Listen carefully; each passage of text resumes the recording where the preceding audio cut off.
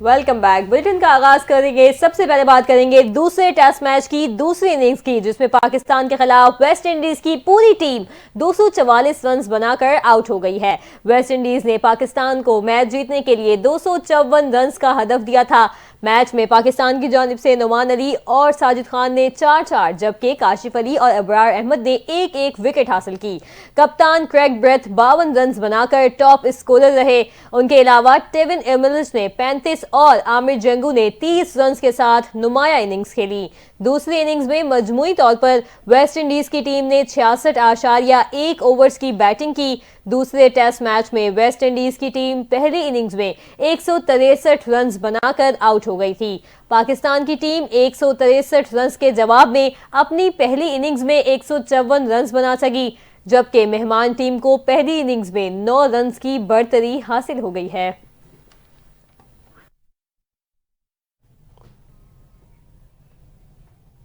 Additional registrar के खिलाफ तौहीन अदालत केस का फैसला कल सुनाया जाएगा। जस्टिस मंसूर अली शाह और जस्टिस अकील अब्बासी पर मबनी सुप्रीम कोर्ट का 2 रुकनी बेंच ने 28 जनवरी को फैसला महफूज किया था। बेंचेस के इख्तियारात केस में फुल कोर्ट की तश्कील पर भी दलाइल तलब किए गए थे। एडिशनल रजिस्ट्रार ने शोकॉज वापस लेने की इस्तदा कर रखी है। शोकॉज के खिलाफ इंट्रा कोर्ट रिट अपील भी लार्जर बेंच में कल समाअत के लिए मुकर्रर है। चंद रोज कबल सुप्रीम कोर्ट ने एडिशनल रजिस्ट्रार नजर अब्बास को संगीन गलती का मुर्तकिब करार देते हुए ओहदे से हटाया था। सुप्रीम कोर्ट के एलामिया में सुप्रीम कोर्ट के रजिस्ट्रार जुडिशल के मामले को देखने की हिदायत की गई थी। एलामिया के मुताबिक एडिशनल रजिस्ट्रार ने आईनी बेंच का मुकदमा गलती से रेगुलर बेंच के सामने समाअत के लिए मुकर्रर किया। नतीजतन सुप्रीम कोर्ट और फरीकैन के वक्त और वसाइल का ज़िया हुआ।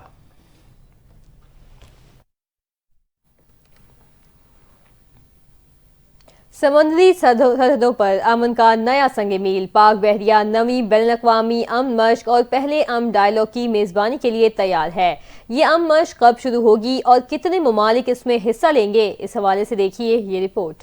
पाक बहरिया नवी अमन मश्क और पहले अमन डायलॉग की मेजबानी के लिए तैयार। ISPR के मुताबिक नवी बैनुल-अक़वामी अमन मश्क 7 से 11 फरवरी तक मुनाकिद की जाएगी। नेवल चीफ्स और कोस्ट गार्ड्स के सरबराहों का इंटरनेशनल अमन डायलॉग में होना खास बात है। अमन डायलॉग में दुनिया भर की सीनियर अस्करी क़यादत इलाकाई सलामती और समंदरी खतरात से निपटने के लिए मुश्तरका हिकमत अमली पर गौर करेगी। ISPR का कहना है कि मश्क के साथ साथ होने वाले पहले इंटरनेशनल अमन डायलॉग में दुनिया भर से कमोबेश 120 वफूद शिरकत करेंगे। मश्क में दुनिया भर से 60 ममालिक अपने बहरी जहाजों, हवाई जहाजों, स्पेशल सर्विसेज ग्रुप्स और मंदूबीन के साथ शिरकत करेंगे। 4000 से ज्यादा अफराद इस आलमी बहरी मश्क और डायलॉग में शिरकत की वजह से इस खित्ते की नुमाया तरीन और तारीख साज फौजी सरगर्मी होगी। ISPR के मुताबिक अमन मश्क 2025 की इफ्तिताही तकरीब पाकिस्तान नेवी डॉकयार्ड में मुनाकिद की जाएगी। मश्क के दौरान पाक मेरीन्स और special services group navy counter terrorism के हवाले से महारत का मुजाहिरा भी करेंगे। समंदर में मैरीटाइम जुराइम के खिलाफ मुश्तरका ऑपरेशंस की मशकें भी की जाएंगी। अमन मश्क का इख्तिताम 11 फरवरी को इंटरनेशनल फ्लैट रिव्यू के साथ होगा, जिसमें आला तरीन गैर मुल्की और मुल्की शख्सियात शिरकत करेंगी। अमन मशकें 2007 से हर 2 साल बाद मुनाकिद की जा रही हैं। 2023 में होने वाली 8वीं अमन मशकों में 50 ममालिक ने शिरकत की।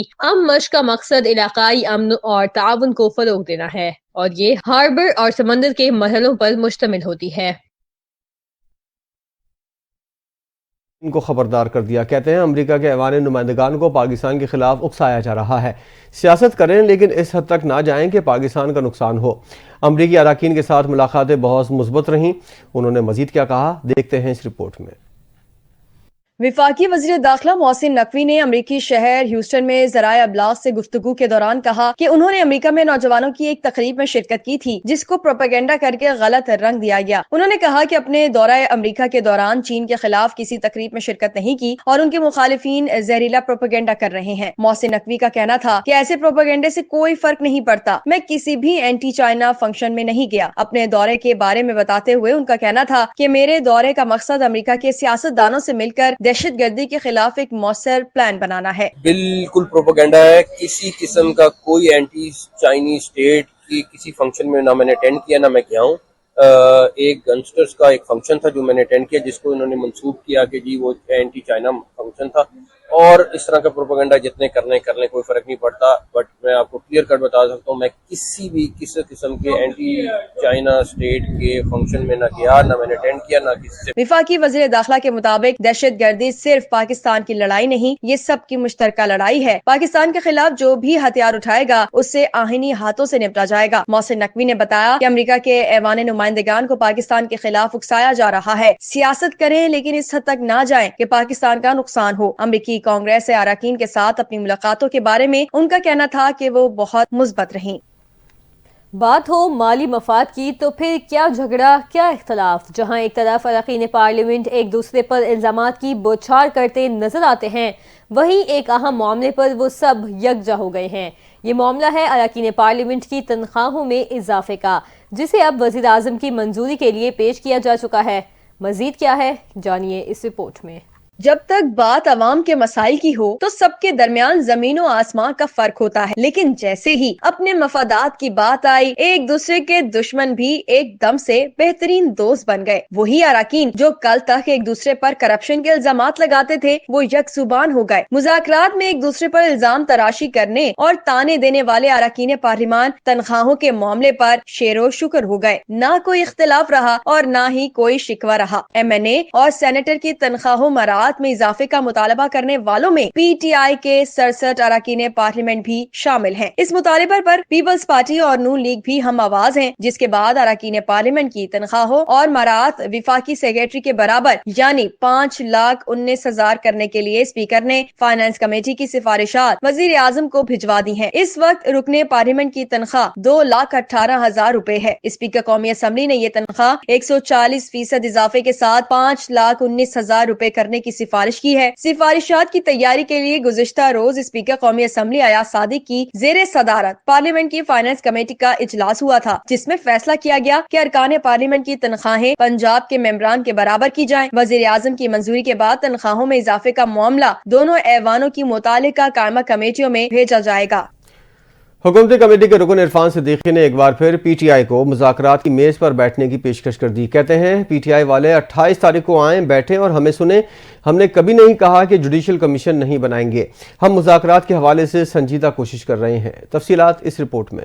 हुकूमती मुज़ाकराती कमेटी के रुकन सेनेटर इरफान सिद्दीकी ने मीडिया से गुफ्तगू करते हुए कहा कि PTI ने मुज़ाकरात के खात्मे का ऐलान करके स्पीकर कौमी असम्बली और कमेटी की तौहीन की है और पूरे मुज़ाकराती अमल को तमाशा बनाकर रख दिया है। हम कब तक इस तमाशे का हिस्सा बने रहेंगे। उन्होंने कहा कि PTI ने स्पीकर को अभी तक बाकायदा तौर पर मुज़ाकरात के खात्मे के हवाले से आगाह नहीं किया है, लिहाजा स्पीकर कौमी असम्बली ने पहले से तयशुदा उमूर के मुताबिक 28 जनवरी को मुज़ाकराती कमेटी का इजलास तलब कर रखा है। इरफान सिद्दीकी ने एक बार फिर PTI को मुज़ाकरात की मेज पर बैठने की पेशकश करते हुए कहा कि PTI वाले 28 तारीख को आएं, बैठें और हमें सुने। हमने कभी नहीं कहा कि जुडिशल कमीशन नहीं बनाएंगे। हम मुज़ाकरात के हवाले से संजीदा कोशिशें कर रहे हैं। हमने मुज़ाकरात खत्म नहीं किए। जब एक तरफ से खत्म हो गए हैं तो हम किससे बात करें? क्या हम उस कमरे में बैठकर दीवारों से बात करें? इरफान सिद्दीकी ने कहा कि मुज़ाकरात में सब्र और तहम्मुल की जरूरत होती है। अगर PTI मुज़ाकरात को छोड़कर जा रही है तो यकीनन उनके जहन में कोई मंसूबा होगा। मुस्लिम लीग काफ के मरकजी सेक्रेटरी इतलात मुस्तफ़ा मलिक को हुकूमत में अहम जिम्मेदारियां सौंप दी गई हैं। मुस्तफ़ा मलिक को वज़ारत overseas Pakistanis human resource development का फोकल पर्सन मुकर्रर कर दिया गया है। मुस्तफ़ा मलिक वज़ारत मजहबी और बैनुल मुज़ाहिब अमांगी का फोकल पर्सन भी मुकर्रर हैं। मुस्तफ़ा मलिक वफाकी वज़ीर चौधरी सालिक की वज़ारतों में बतौर दाबता कार और मुशीर खिदमात सर अंजाम देंगे। दोनों वज़ारतों की जानिब से मुस्तफ़ा मलिक की तैनाती के बाकायदा नोटिफिकेशन भी जारी कर दिए गए हैं। वफाकी वज़ीर बराए मजहबी उमूर चौधरी सालिक हुसैन का कहना है कि मुस्तफ़ा मलिक की तक़द्दुरी से पार्टी वर्कर्स के मसाइल हल करने में मदद मिलेगी। मुस्तफ़ा मलिक की तक़द्दुरी वज़ारती उमूर में भी मदद देगी। वज़ारतें पार्टी और कौम की अमानत हैं। मुल्क की तरक्की और अवाम खुशहाली के लिए जिद्दोजहद जारी रखेंगे।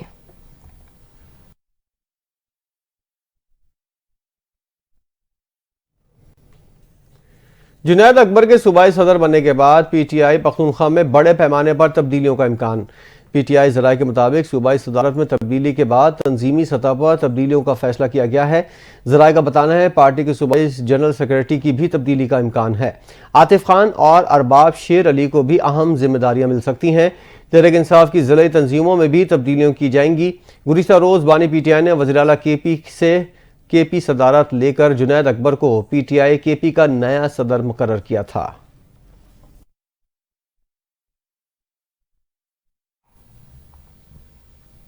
अब आपको बताएं कि वज़ीर आला खैबर पख्तूनख्वा अली अमीन गंडापुर को पार्टी की सूबाई सदारत के ओहदे से हटाने की अंदरूनी कहानी सामने आ गई। ज़राए का कहना है कि बानी PTI को 3 माह से वकला अली अमीन के खिलाफ शिकायत कर रहे थे, जिसके बावजूद अली अमीन ने खुद भी सलमान अकरम राजा से पार्टी ओहदा छोड़ने की बात की थी। ज़राए ने बताया कि बानी PTI से आतिफ खान, जुनैद अकबर की मुलाकात भी हुई। अली अमीन के खिलाफ बातें भी की गई। मुलाकात में सूबे की गवर्नेंस और PTI के हालिया मुजाहिरों पर भी अली अमीन के किरदार पर बातचीत की गई। ज़राए का यह भी कहना है कि मुलाकात में बानी PTI ने अली अमीन गंडापुर पर सख्त नाराजगी का इजहार किया।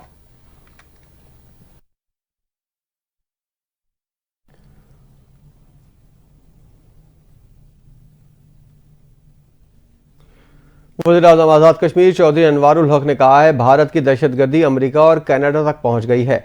APSC आज़ाद कश्मीर चैप्टर के ज़ेर इंतज़ाम भारतीय हाई कमीशन के सामने मुजाहरे से खिताब करते हुए वज़ीर आज़म आज़ाद कश्मीर ने कहा कि भारत मकबूजा कश्मीर में जंगी जराइम का मुर्तकिब हो रहा है।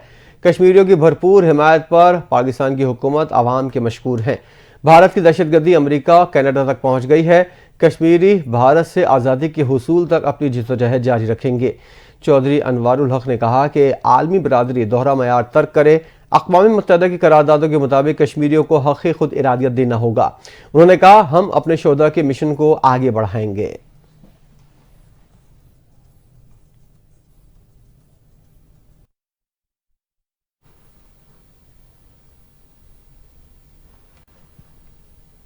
चीफ सेक्रेटरी खैबर पख्तूनख्वा नदीम असलम चौधरी का कहना है कि कुरम में अमन सिर्फ दस्तखत से नहीं बल्कि मुआहदे पर अमल करने से आएगा। कुरम में क़याम अमन के लिए कोहाट में जिरगा हुआ, जिसमें लोअर कुरम कमेटी और ग्रैंड जिरगे के अरकान ने शिरकत की। इस मौके पर जिरगे से खिताब करते हुए चीफ सेक्रेटरी नदीम असलम चौधरी ने कहा कि अमन सिर्फ दस्तखत करने से नहीं बल्कि मुआहदे पर अमल दरामद करने से आएगा। 14 नुकाती मुआहदे की तमाम शिकों पर आपके ताउन से अमल होगा। मुआहदे पर आगे बढ़ने की बात करें, पीछे न देखें तो सनात की तफसीलात भेज दें, अजाला किया जाएगा। दूसरी जानिब सरकारी राय के मुताबिक कुरम में बंकर्स गिराने का अमल जारी है। फरीक़ैन असलहा जुमा कराएंगे। कुरम में क़याम अमन के लिए अमन कमेटी और अवामी हुकूमत से ताउन करेंगे। काफिले की हिफाजत की जिम्मेदारी अमन कमेटी और लोगों की भी होगी।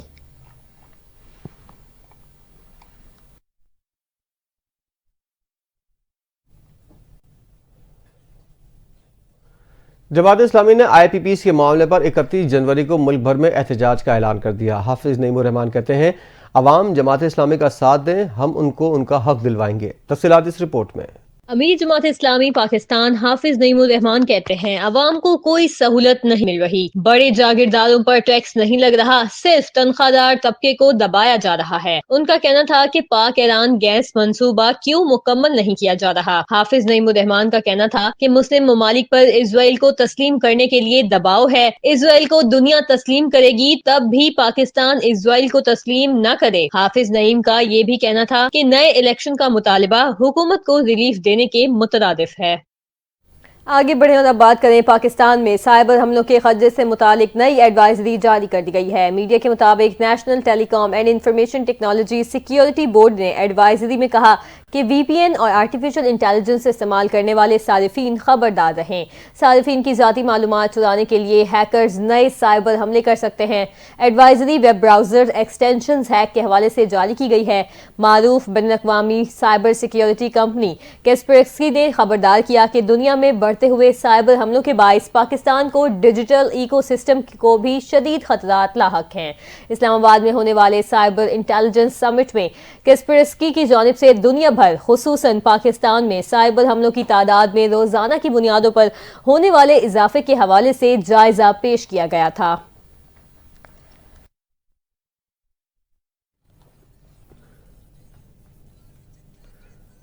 अबू धाबी से लाहौर आमद पर चेकिंग के दौरान एयर होस्टेस से जदीद स्मार्टफोन्स बरामद कर लिए। पाकिस्तान इंटरनेशनल एयरलाइन के तर्जुमान के मुताबिक PIA इंतजामिया ने फिलफौर एयर होस्टेस को मुअत्तल करके शोकॉज नोटिस जारी कर दिया। तर्जुमान ने बताया कि जुर्म साबित होने की सूरत में कंपनी पॉलिसी के तहत सजा का तयन किया जाएगा। एयरलाइन इंतजामिया मुलाजमीन के किसी भी खिलाफ ज़ाब्ता इकदाम को बर्दाश्त नहीं करती। चंद दिन पहले PIA कस्टम हुक्काम की जानिब से लाहौर एयरपोर्ट पर मोबाइल बरामद किए जाने के बाद एयर होस्टेस को मुअत्तल करके उनके खिलाफ महकमाना कार्रवाई शुरू कर दी थी।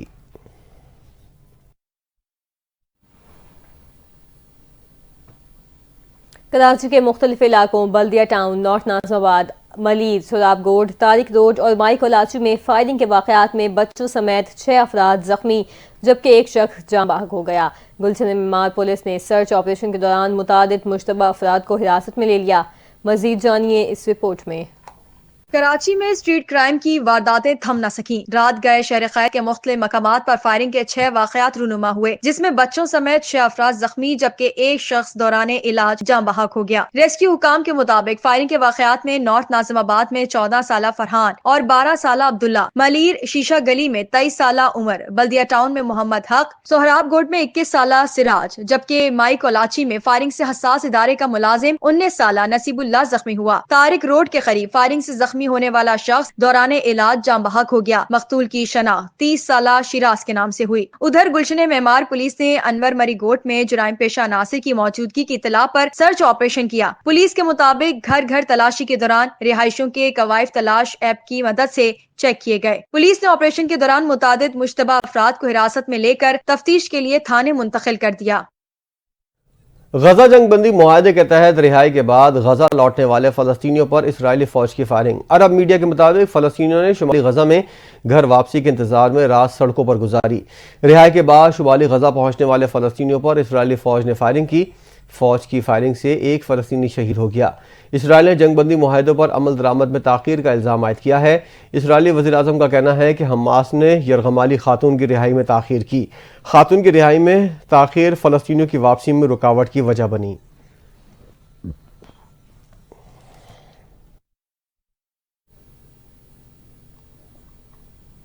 उधर शुमाली कोरिया ने समंदर से जमीन पर मार करने वाले स्ट्रेटेजिक क्रूज मिसाइल का तजुर्बा कर लिया है। शुमाली कोरिया के रहनुमा किम जोंग उन ने खुद मिसाइल तजुर्बे की निगरानी की। शुमाली कोरिया की जानिब से लॉन्च करदा क्रूज मिसाइल पानी के अंदर और फिजा में 1500 किलोमीटर का फासला तय करते हैं। तकरीबन 7500 सेकंड तक परवाज करने के बाद अपने अहदाफ को निशाना बनाते हैं। शुमाली कोरिया की वजारत खारजा ने खबरदार किया कि जब तक अमरीका शुमाली कोरिया की आज़ादी को तस्लीम नहीं करता वो अमरीका के खिलाफ सख्त तरीन मुमकिन कार्रवाई करेगा। शुमाली कोरिया की वजारत खारजा ने यह भी कहा कि जनूबी कोरिया और अमरीका के दरमियान फौजी मशक़ें और ताउन खित्ते में कशीदगी का बाइस बन रही हैं। डोनाल्ड ट्रंप की व्हाइट हाउस वापसी के बाद शुमाली कोरिया ने अपना पहला हथियारों का तजुर्बा किया है। ये तजुर्बा ट्रंप के ओहदा संभालने के फौरन बाद हुआ और ये पहला मौका नहीं कि शुमाली कोरिया ने अमरीकी सदारती इफ्तिताह के मौके पर ऐसी कार्रवाई की हो। इससे कबल शुमाली कोरिया ने ट्रंप के इक़्तिदार संभालते से कबल समंदर में कई कम फासले तक मार करने वाले मिसाइल फायर किए थे।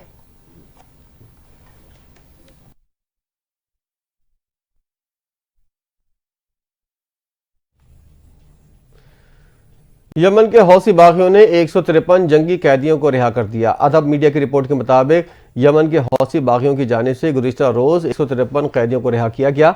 रिपोर्ट के मुताबिक हौसियों ने कैदियों को बैनुल-अक़वामी फलाही तंजीम रेड क्रॉस के ताउन से रिहा किया। रिहा किए जाने वाले कैदियों की शनाख्त के हवाले से कुछ नहीं बताया गया। कैदी कमेटी के सरबराह ने बताया कि रिहा किए जाने वालों में बीमार और बुजुर्ग कैदी शामिल हैं जिन्हें इंसानी हमदर्दी की बुनियाद पर रिहा किया गया। वाज़ेह रहे यमन के हौसी बागी साल 2014 से यमन के ज़्यादातर इलाकों बेशमूल दारुल हुकूमत सना पर अपना कंट्रोल कायम किए हुए हैं।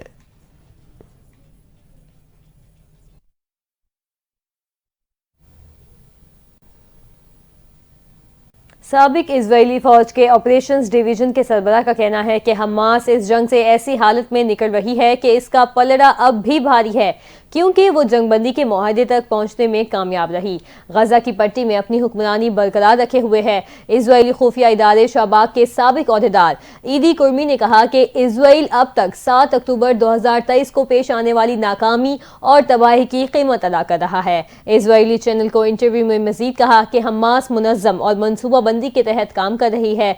इसके पास बाकायदा दस्तावेजात और नामों की फहरिस्तें मौजूद हैं।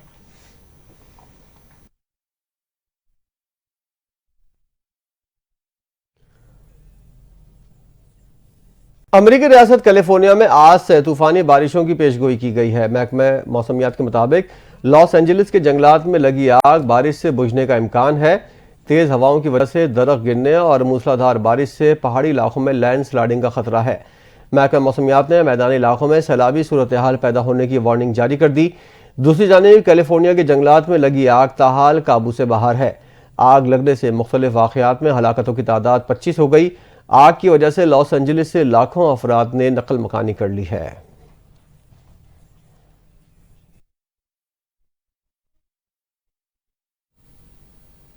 यहाँ आपको बताएं कि नई अमेरिकी इंतजामिया ने तालिबान रहनुमाओं के सरों की कीमतें मुकर्रर करने की धमकी दे दी है। अमेरिकी इंतजामिया ने अफगानिस्तान में अमेरिकी शहरियों को कैद किए जाने पर इजहार बरहमी किया।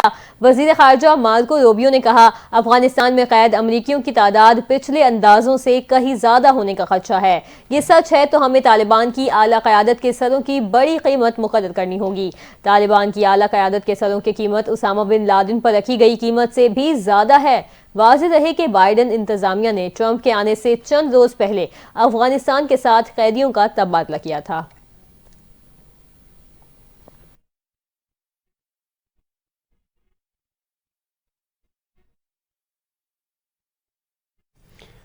खबर आपको बताएं, पैट हेग्सेथ ने अमरीकी वज़ीर दिफा के ओहदे का हलफ उठा लिया है। खबर एजेंसी के मुताबिक अमरीकी नायब सदर JD वेंस ने पैट हेग्सेथ से वज़ीर दिफा का हलफ लिया। ख्याल रहे कि अमरीकी वज़ीर दिफा फॉक्स न्यूज़ के मशहूर मेज़बान हैं। बतौर फौजी अफसर भी इराक और अफगानिस्तान में खिदमात अंजाम दे चुके हैं। पैट हेग्स 2012 में सेनेट का इलेक्शन जीतकर रुकन कांग्रेस रहे। अमरीकी वज़ीर दिफा कई किताबों के मुसन्निफ भी हैं।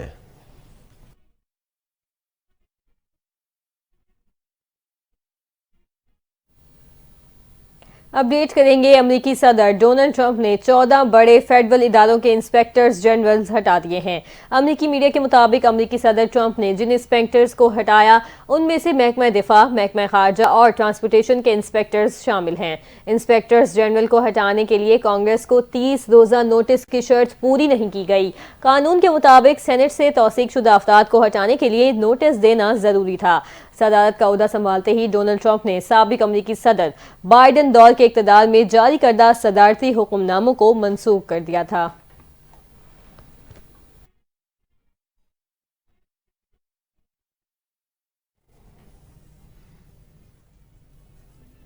खेल के मैदान से आपको खबर दें, पाकिस्तान क्रिकेट बोर्ड के चेयरमैन मोहसिन नकवी का कहना है चैंपियंस ट्रॉफी की वजह से साइम अयूब का मुस्तकबिल दाव पर नहीं लगाना चाहते।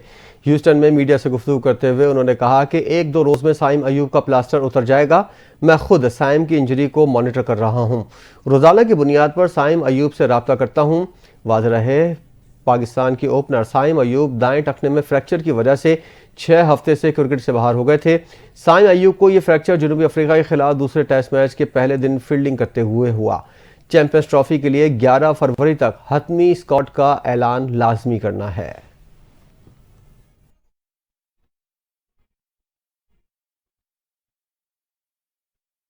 और बुलेटिन के इख्तिताम पर आपको बताएं कि स्नूकर चैंपियन मोहम्मद आसिफ ने एक और कारनामा सर अंजाम दे दिया। मोहम्मद आसिफ ने कौमी स्नूकर चैंपियनशिप में 147 का ब्रेक खेला। आसिफ ने कौमी चैंपियनशिप में अली रजा के खिलाफ 147 का ब्रेक खेला। स्नूकर में 147 की ब्रेक सबसे बड़ी होती है। मोहम्मद आसिफ कौमी स्नूकर चैंपियनशिप की तारीख में 147 की ब्रेक खेलने वाले दूसरे पाकिस्तानी बन गए हैं। मजमूई तौर पर मोहम्मद आसिफ ये कारनामा अंजाम देने वाले चौथे पाकिस्तानी हैं। 2008 में सौले मोहम्मद ने एशियन चैंपियनशिप में 147 की ब्रेक खेली थी। 2021 की कौमी चैंपियनशिप में मोहम्मद सज्जाद ने यह कारनामा अंजाम दिया था, जबकि मार्च 2022 में होने वाली वर्ल्ड अंडर 20 विमेन चैंपियनशिप में एहसन रमजान ने 147 का ब्रेक खेला था।